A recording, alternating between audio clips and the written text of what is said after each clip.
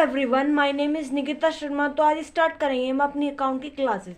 तो पिछली वीडियो हमने अपने एनपीओ के चैप्टर से रिसिप्ट एंड पेमेंट अकाउंट का फॉर्मेट पढ़ा।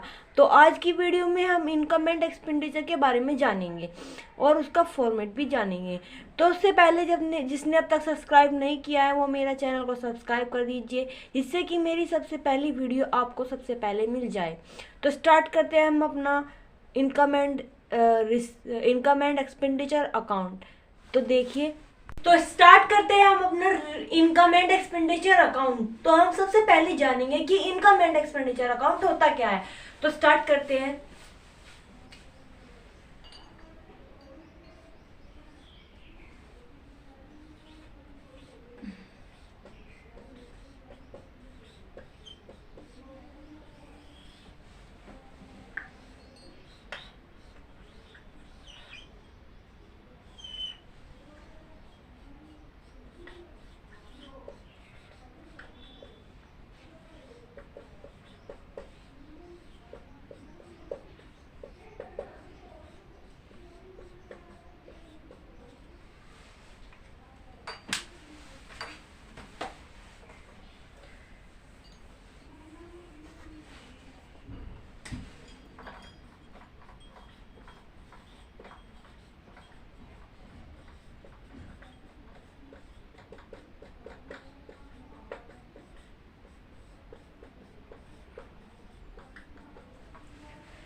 तो हम देखेंगे कि इनकम एंड एक्सपेंडिचर अकाउंट होता क्या है। तो जो नॉट फॉर प्रॉफिट ऑर्गेनाइजेशन होता है, इसमें हम अपना इनकम एंड एक्सपेंडिचर अकाउंट को बनाते हैं। हमने देखा होगा कि प्रॉफिट ऑर्गेनाइजेशन में हम अपना प्रॉफिट और लॉस जानने के लिए हम प्रॉफिट एंड लॉस अकाउंट बनाते थे। तो इसमें हम अपना, क्योंकि हमारा मेन एम प्रॉफिट और लॉस अर्निंग करना नहीं होता है, तो इसलिए हम इसमें अपना सरप्लस और डिफिसिट जानने के लिए, यानी कि क्या कमी है और कितना ज़्यादा है, ये जानने के लिए इनकम एंड एक्सपेंडिचर अकाउंट बनाते हैं। तो साथ ही बात है एक्सपेंडिचर यानी कि खर्च, और इनकम यानी कि आया हुआ पैसा। तो जो भी चीज़ हमारे पास पैसा बनकर आए, या कोई भी चीज़ हमारे पास पैसे की फॉर्म में आए, या कैसे भी हमें वो जिससे हमें पैसा मिले, वो आएगी हमारी इनकम की साइड। और एक्सपेंडिचर की साइड वो चीज़ जिसके लिए हम खर्चा कर रहे हैं, वो आएगी हमारी एक्सपेंडिचर की साइड। तो सबसे पहले हम इसका फॉर्मेट देखेंगे कैसे कैसे इसका फॉर्मेट बनता है।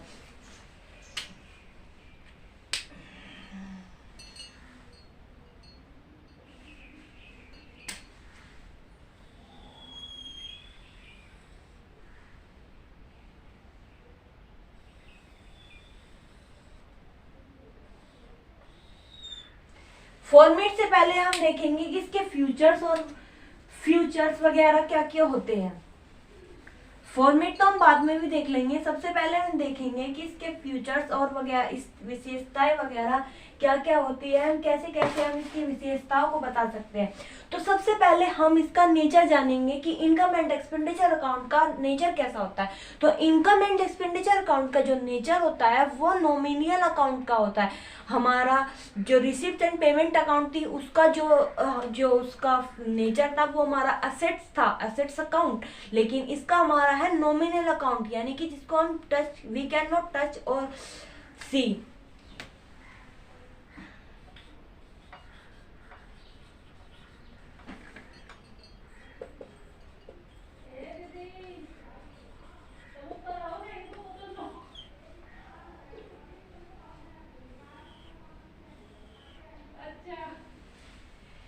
ये था हमारा इसका नेचर।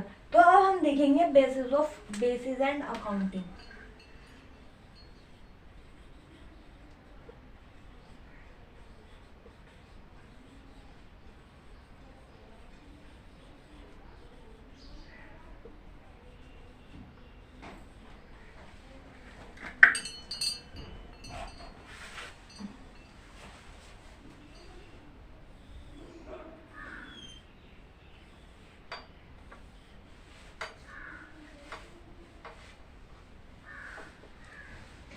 जो हमारा इसका बेसिस होता है अकाउंटिंग का, इसका इनकम एंड एक्सपेंडिचर का, तो यानी कि उसका बेस ऑफ अकाउंटिंग ये होता है कि it's recorded income and expenses, losses, revenue, nature are accrual basis of accounting. इसमें हम अपनी जितनी भी इनकम, लॉस, एक्सपेंस होते हैं उसको हम इसमें रिकॉर्ड करते हैं। जितने भी हमारे इनकम, लॉसेस और एक्सपेंसेस होते हैं उन सभी को हम इसमें रिकॉर्ड करते हैं। वो होता है हमारा बेसिस एंड अकाउंटिंग। यानी कि इसकी कैरेक्टरिस्टिक एक ही है कि इसका नेचर जो है वो नॉमिनल अकाउंट है। फिर इसकी बेसिस एंड अकाउंटिंग जो है मतलब अकाउंटिंग किसके तरीके पे की जाती है, तो इनकम और लॉसेस और एक्सपेंसेस के बेस पर हम इसकी अकाउंटिंग कर सकते हैं। अब हम देखेंगे इसका अकाउंटिंग पीरियड कौन सा होता है।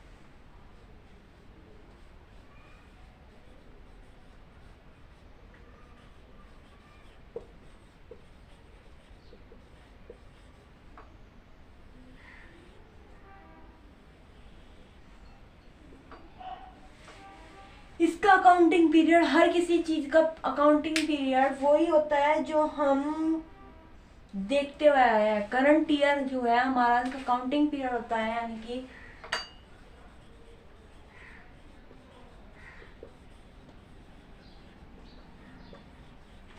जो भी फिलहाल जो सा भी सन चल रहा है, जो भी चल रहा है, वो हमारा करंट ईयर जो है वो अकाउंटिंग पीरियड होता है, जो कि 1 अप्रैल 31 मार्च तक होता है। जो कि 1 अप्रैल 31 मार्च तक होता है। फिर हम देखेंगे इसके ओपनिंग और क्लोजिंग बैलेंस होता है या नहीं, किस बेस पे होता है। तो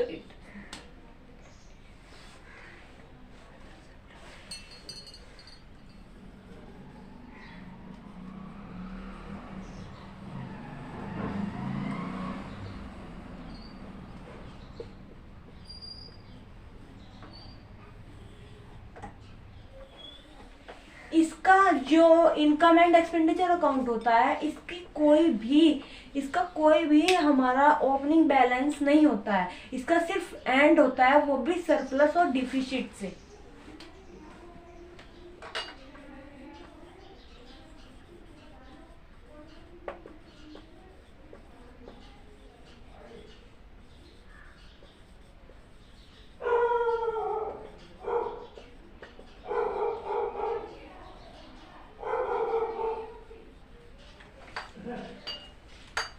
फिर उसके बाद हम देखेंगे इसकी एडजस्टमेंट क्या क्या होती है। तो इसकी एडजस्टमेंट जो होती है बस इतना ही होता है कि हमारा आउट का जो भी इनकम हो वो इनकम साइड डाल देंगे और एक्सपेंडिचर जो हो वो एक्सपेंडिचर साइड डाल देंगे।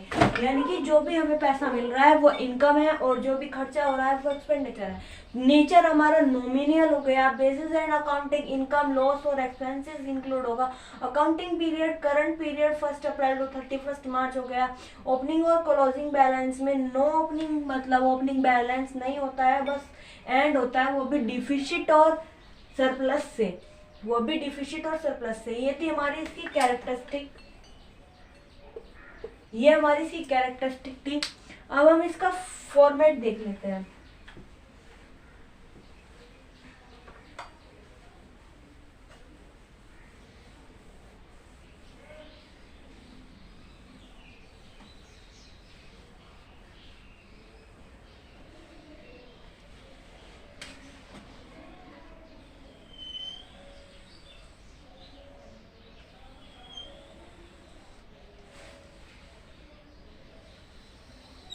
इसका भी फॉर्मेट सेम वैसे ही बनता है जैसे हम अब तक देखते हैं कि रिसिप्ट और पेमेंट अकाउंट का बना था, सेम ऐसे ही इसका भी बनता है।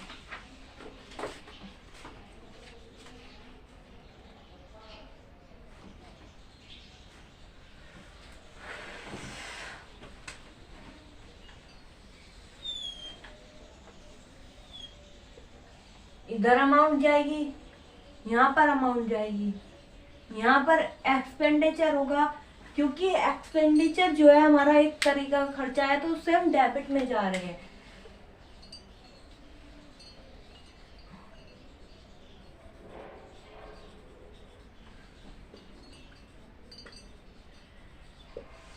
ये हमारा इसका फॉर्मेट है। अब हम देखेंगे कि कैसे कैसे हम इसमें अपनी टर्म्स जो है वो भेज सकते हैं। देखिए, तो सबसे पहले करना क्या होता है, जो भी कोई किसी की सैलरी हमें पे करनी होती है, या कहीं किसी चीज का रेंट पे करना होता है, या किसी चीज का एक्सपेंसेस जो है, सैलरीज, रेंट, एक्सपेंसेस,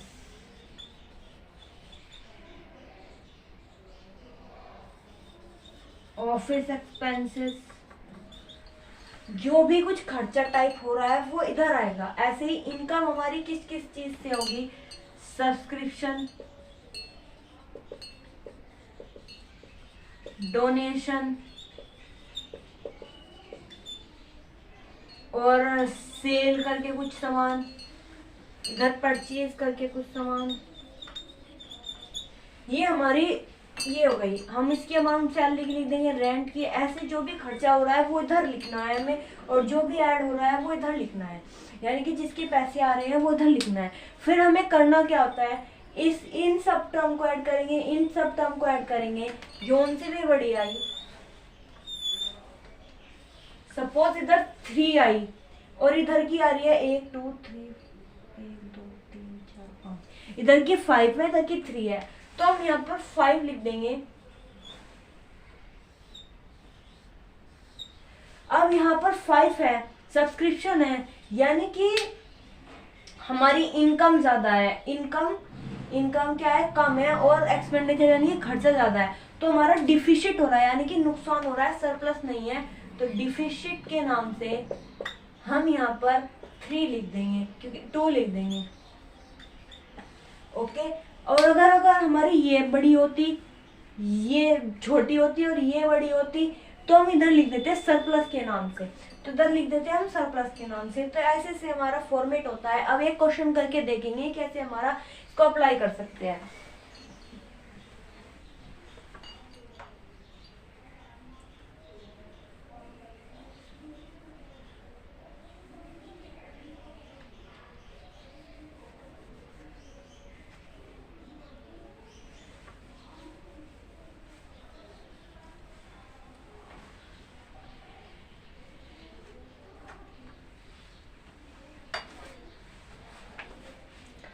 तो क्वेश्चन देखते हैं इसका।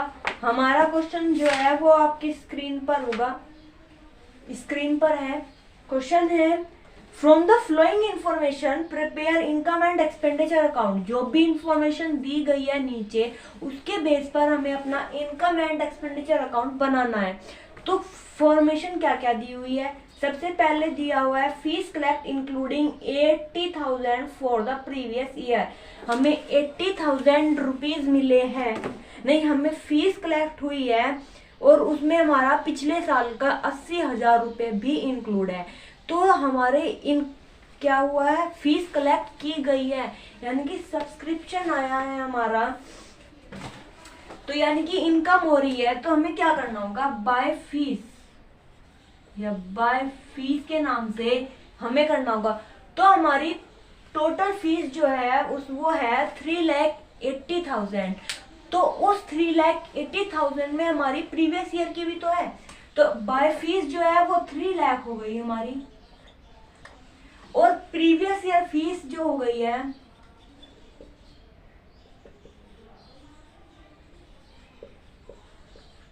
वो हमारी 80,000 है। वो हमारी क्या है, 80,000 है प्रीवियस ईयर की। तो क्या करेंगे, अब देखते हैं हम। तो हम इसको इसमें से माइनस कर देते हैं।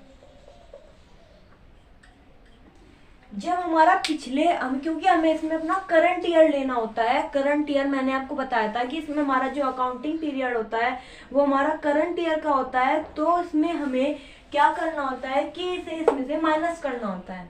ओके, क्योंकि हमें उसमें से माइनस करना होता है। हमारी 3,80,000 जो है सारी फीस है, उसमें इस 80,000 यानी कि 80,000 हमारी पिछले साल की है, तो हमें 80,000 माइनस करने होंगे करंट ईयर की निकालने के लिए। तो ये हमारी अमाउंट आ गई है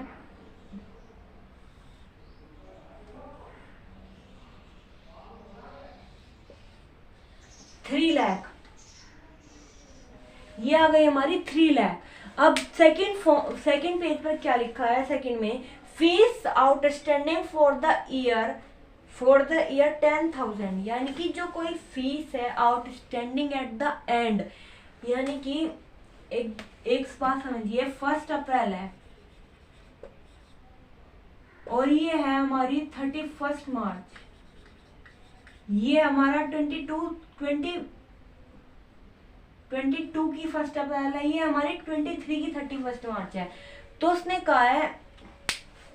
कहा है आउटस्टैंडिंग एट द एंड, यानी कि हमें आउटस्टैंडिंग रुका हुआ पैसा मिला है साल के आखिर में। इस साल के आखिर में हमें रुका हुआ पैसा मिला है। आउटस्टैंडिंग का मतलब होता है हमारा रुका हुआ पैसा। तो हमें आउटस्टैंडिंग यानी कि इसमें इस तारीख को हमें रुका हुआ पैसा मिला, तो यानी कि ये करंट ईयर का हुआ 10,000, यानी कि हमें करंट ईयर के पैसे मिले हैं। तो हम इसमें ऐड कर देंगे 10,000।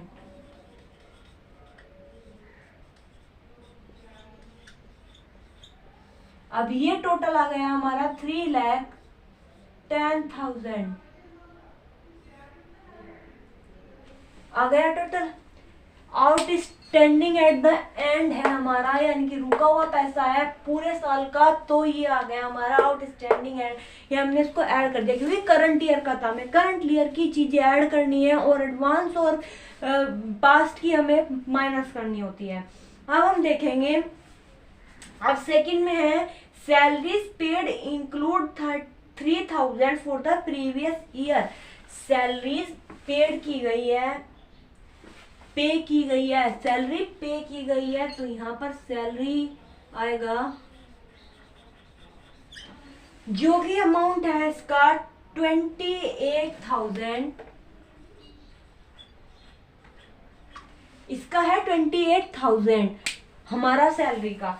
तो इसमें फिर कहा गया है कि including 3,000 for the previous year, हमें इसमें पिछले साल की भी इंक्लूड है 3,000। तो हम क्या करेंगे, पिछले साल की है तो हमें उसे माइनस करना होगा, तो माइनस करना होगा प्रीवियस ईयर की, तो 3,000 माइनस कर दिया है हमने, तो ये आ गया 25,000 आ गया। आगे अमाउंट पढ़ते हैं क्या है, आगे है salary outstanding at the end of the year. Salary मिली है हमें at the end of year, साल के आखिर में आउटस्टैंडिंग वाली सैलरी मिली है, यानी कि ये पूरे साल की हुई। तो पूरे साल की यानी कि करंट ईयर की है, तो वही ऐड करना है। सैलरी कितनी है, 10,000। तो टोटल हो गया हमारा ये 25,000 है,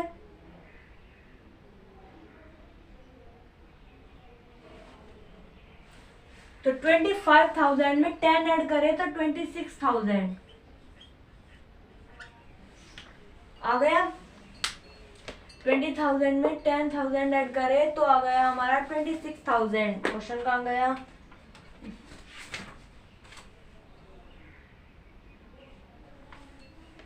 सॉरी ये 1,000 है।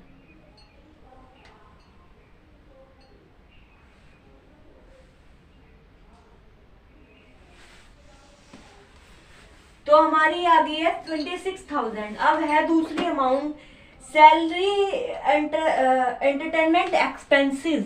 एक्सपेंसेस जो है हमारे इधर आएंगे, तो 2 एक्सपेंसेस के नाम से,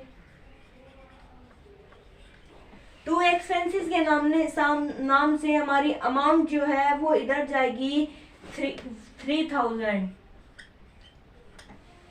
ओके, फिर हमारा है टूर्नामेंट एक्सपेंसेस। तो टूर्नामेंट एक्सपेंसेस,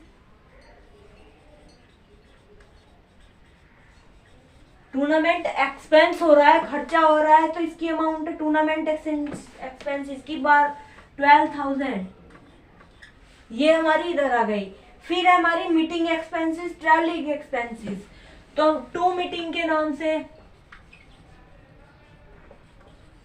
और 2 ट्रैवलिंग के नाम से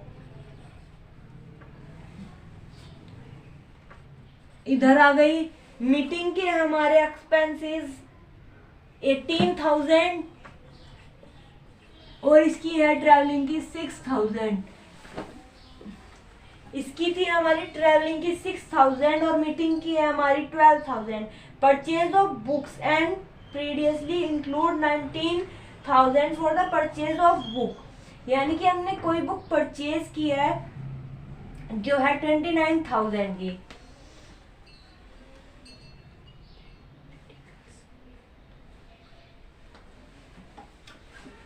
तो जो हमारी हमने परचेज किया है तो टू परचेज बुक्स एंड प्रीडिजियली के नाम से 29000 की अमाउंट है हमारी। उसमें हमने क्या किया है, परचेज ऑफ बुक्स, हमने उसमें से परचेज करी है कुछ बुक जो कि 9000 के है। तो हमें ये परचेज जो है एक्सपेंडिचर में से माइनस करना होगा, क्योंकि हम इसमें परचेज करते तो है लेकिन ये परचेज बुक्स के जो है वो हमारे किसी काम की नहीं है, यानी कि हमने पिछले साल खरीदी होगी। तो 9000 इसमें से माइनस करना है, तो अब बचेगा इसमें अमाउंट हमारी 10000। 19000 माइनस किया क्योंकि हमने इसलिए। फिर हमारा है रेंट पेड, तो ऑब्वियसली बात जो है रेंट पेड किया गया है वो भी हमारा किधर आएगा, 10000 इधर टू रेंट के नाम से, टू रेंट पेड के नाम से हमारी अमाउंट आएगी, अमाउंट है रेंट पेड की 10000। फिर हमारी postage and telephone, postage and printing and stationery, printing and stationery भी हमारा इधर ही आएगा और हमारा पोस्टेज एंड स्टेशनरी भी हमारा एक्सपेंसेस में आएगा। अब है डोनेशन रिसीव, तो बाय नाम के नाम से डोनेशन रिसीव हुआ है हमें, वो इधर इनकम में आएगा क्योंकि डोनेशन आया है। तो ये हो गया हमारा 20000, ये हो गई है। अब इधर की दो चीजें रह गई है, हमें क्या करना है, उसी अमाउंट ऐड कर लेते हैं। 15000 का हमारा है postage and telephone and printing and stationery है 4000, तो यानी कि 19000 और इनकम ले लीजिए, वो हम नोट नहीं कर पाएंगे क्योंकि बोर्ड पे आ नहीं रही है। तो 19000 है, तो हम इस सबको ऐड कर लेंगे।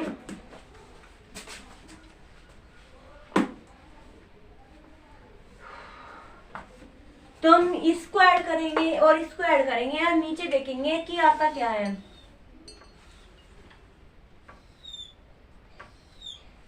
तो ये आया है हमारा 3,10,000 है, तो 3,33,000 अमाउंट आई है हमारी 3,33,000 की।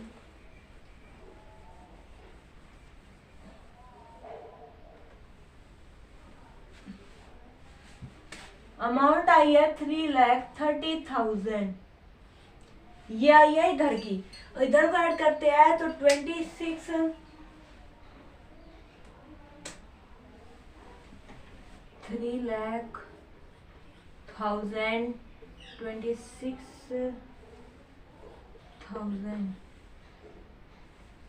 2,06,000 4 3 इधर गया 0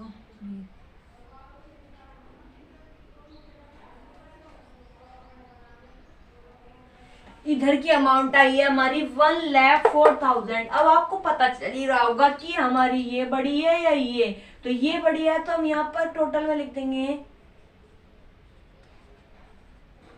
33,000 और इधर भी लिख देंगे 33,000। अब हमारा ये 33,000 तो इक्वल है, लेकिन हमारा इधर की इनकम जो है वो इक्वल नहीं है हमारे 13,000 के हिसाब से, यहाँ पर 33,000 के हिसाब से कमी है। तो इधर है हमारी 1,30,000 फॉर ये, इसमें से हमने इसको माइनस करा तो 0 0 0 10 6 और इधर आया हमारा 2 और इधर आया हमारा